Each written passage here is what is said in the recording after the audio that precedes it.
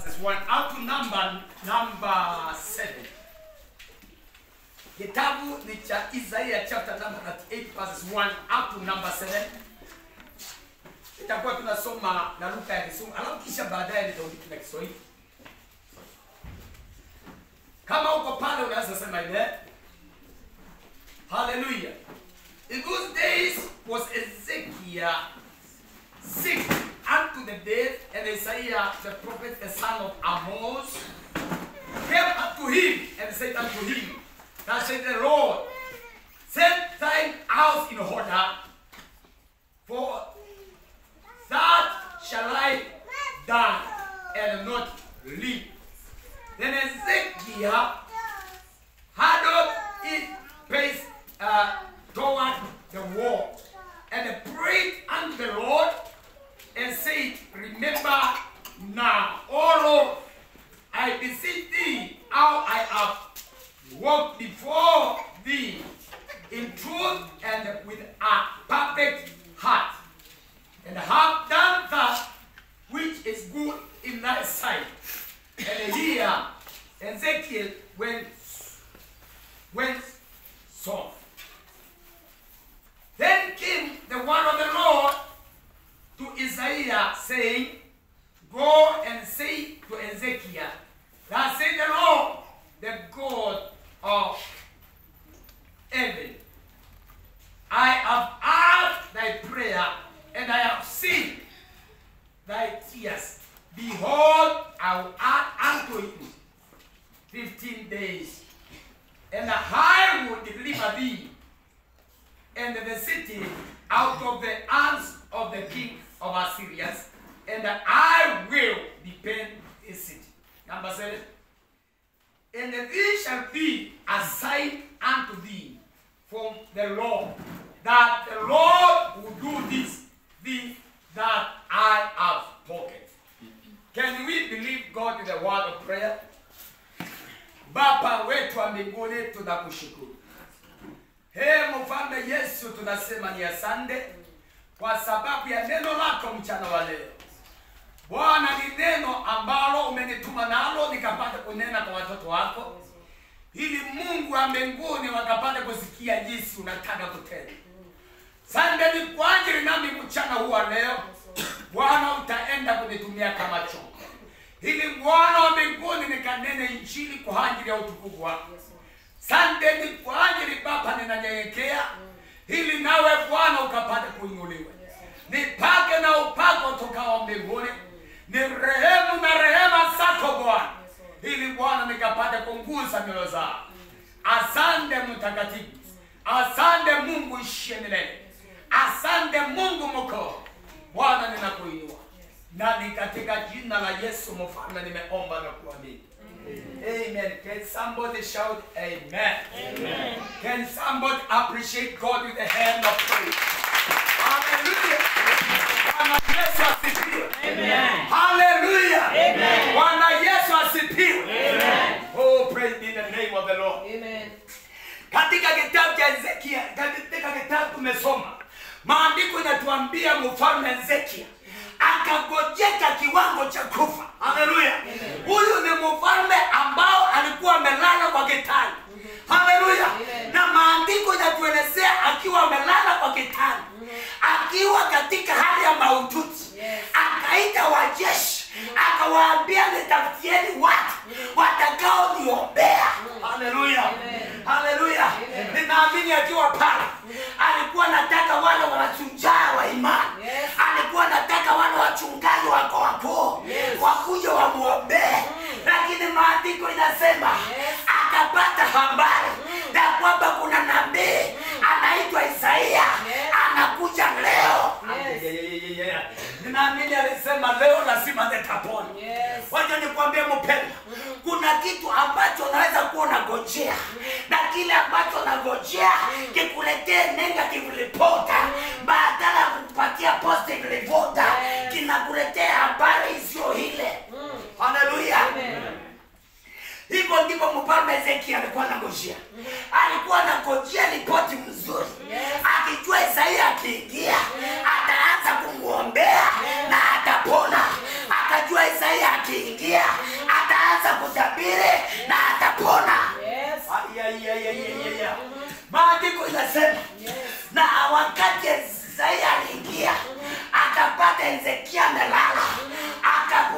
kinywa chake, akamwambia kuanzia leo anza kuandaa mali yako, maana unaenda kukufa. Akapata ripoti sio sawa. Haleluya. Akasahau ya kwamba baba ametumana. Akarudi akakumbuka kuna kitu ambacho nilitendea baba. Akasema leo lazima nimkumbushe. Wacha nikwambie mpendwa, kile ambacho unatenda chema kinaandikwa na Mungu mahali, na kuna siku baba atakitumia kukuokoa. Ndio maandiko inasema tenda mema, ondoka uende zako, maana utakapoondoka baba wa mbinguni atakiweka record. Nashukuru Mungu. Maana maandiko inaniambia akiwa katika kitanda hali ya maututi, watu wanaomboleza, alisimama kando akapeza ukuta na akaambia Bwana, kumbuka Bwana wa mbinguni, nimekuwa mwaminifu, nimekutendea, nimetembea na wewe, kwa nini unimalize? Kuna mambo inaweza sababisha mpaka Mungu asimamishe mipango yake, asimamishe kile amepanga, na badala yake akipangirishe. Mupe Bwana Yesu makofi. Ripoti ikawa mbaya, lakini Ezekiel akajua ya kwamba Mungu anaweza pangilika. Na tangaza mchana wa leo kwa mtu aliye katika kiatu cha Ezekiel na kwamba Jehova tunayemtumikia anaweza pangilisha haya. Kama unaamini tupikie Bwana Yesu makofi. Haleluya. Nitapata mtu wa imani kama huyu wapi, ambaye anakumbuka kidogo aliyetendea Bwana na anamwambia Bwana, kumbuka nilikutendea, baba akapangilishe.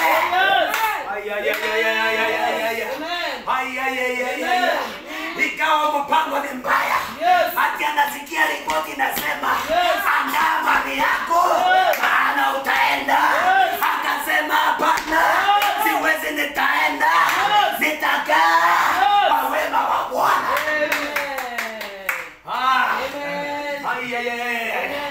Hako pale nambie Isaya anarudi nyumbani, ametabiri. Na Ezekiel akapinduka kwa ukuta, akaanza kujitabiria. Ni vyema kujitabiria, ukataane na kile kimetabiriwa, na useme nitaishi, nitabarikiwa, nitainuliwa. Mungu Bwana Yesu makofi. Maandiko yanasema wakati Ezekiel anarudi, analala, anatabiri pale kwa ukuta, naye Isaya alikuwa anarudi nyumbani akisema nimetangaza wema wa Bwana. Bwana akiwa katika kiti cha enzi akasikia maombi ya Ezekiel, akaongea tena na Isaya, akamwambia ngomba.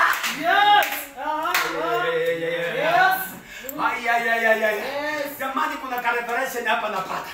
Mungu ataenda kutumia waliotabiri mabaya kuhusu maisha yako, akapata kupangilisha hale, na wakarudi tena watabiri mema maisha yako. Kama unaamini sema amen. Kama unaamini sema amen. Unajua kule kwenye tumetoka, kuna watu wanatutabiriaga maisha mbaya. Wanasema haujasoma, huyu kijana wa plani plani hakuna mahali anaweza pika, hawezi akapata kazi mzuri. Wacha nitangaze mchana wa leo, kama Mungu wako na wewe, kumbuka mema uliyemtendea, mambo yatabadilika. Mungu Bwana Yesu sadaka tu. Mwambie jirani yako, mimi sio wa kutabiriwa mabaya. Mwambie mimi sio wa kutangaziwa mabaya. Niko na Yesu anaweza bandirisha. Niko na Mungu mkuu anaweza bandirisha bendera. Ndio ninatangaza mchana wa leo. Ezekiel akakumbuka licha ya kuwa ni mfalme, anaweza ita Bwana na Bwana asikie maombi yake.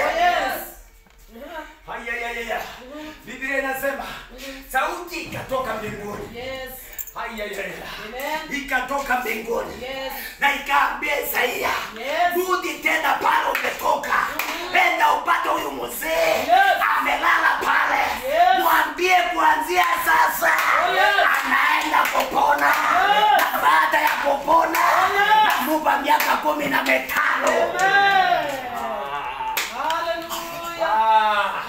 Mbona zikaanza kuongezewa? Natangaza katika jina la Yesu ya kwamba maisha yako hata kama imekuwa na shida kidogo, Baba anaenda kuibadilisha. Utaenda kuongezewa miaka ya kufurahia, miaka ya baraka. Amen. Mungu Bwana Yesu magoma zote. Hata kama ni baya. Wakati wale watu walikuwa pale wanaomboleza wakiambia mfalme, ni mimi nitakuwa mdogo wako, mimi ndio nitachukua ushukani. Wengine wanamwambia enda utakuja mahali utachimba kaburi. Isaia akaingia anamwambia sasa nimekuja na ripoti ingine kutoka mbinguni. Baba amesema utatoka hapa, utapona na atakuongezea masiku. Amen. Mungu Mwenyezi makomba zake. Mwambie mambo badilika. Anaweza kuona katika hii hali unakaa. Afikiria utaishi kwa hiyo hali milele. Wacha nikuambie ni wewe kesho utakaye msalimia ukiwa ndani ya gari yako. Ni wewe kesho utakaye wasalimia ukiwa kwa masonate yako. Kama unaamini Bwana Yesu sema amen. Sijui kama unashikanisha hii. Yule Mungu aliyewabariki ni yule Mungu tunahubiri leo. Hata sasa anatenda miujiza. Anaweza kukubariki. Amen. Amen. Aliyeponya Hezekia. Akaambia Hezekia, kuanzia leo na kuendelea umepona. Huyu ndiye Jehova ninatabiri na kwamba katika maisha yako unaenda kuwa na kitu kinaitwa turnover. Maisha yako inaenda kubadilika, maana the same God ni ndio Mungu tunatumikia. Mungu Bwana Yesu makofi. Sherehe kageuka. Ikawacha kuwa sherehe ya maomboleza. Sasa ikawa sherehe ya kushukuru Mungu. Baada ya mambo mazuri, mambo mabaya, mambo mazuri yanaingia. Wakatembea wakipita Bingombe. Wakisema mfalme sasa amepona. Na kuanzia sasa amepewa kimbali cha kuishi. Mungu Bwana Yesu makofi mazuri. Naomba tu usimame na miguu yako. Tuambie Bwana tu asante. Ambia Bwana ni asante. Bwana ni asante. Ambia Mungu akupatie kibali. Mwambie Mungu akupatie kibali. Kibali cha kuishi maisha yetu. Kibali cha kutembea na yeye. Ambia Baba akuongezee. Ulokota ya basaka ya. Mungu sikia maombi ya watu wako.